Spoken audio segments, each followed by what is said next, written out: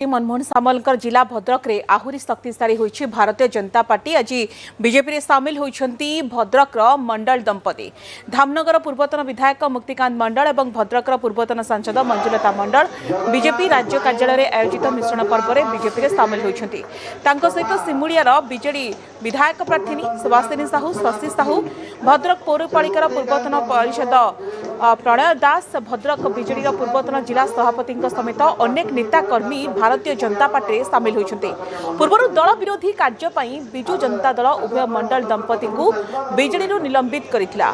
परे गत एप्रिल 24 तारिख में समाने शताधिक समर्थकों सहित बीजेडी प्राथमिक सदस्यतारू इस्तीफा देथिले।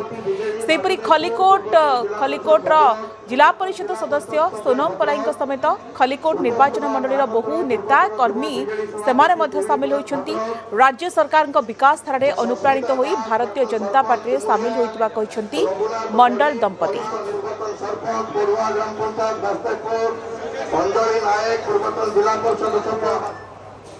सभापति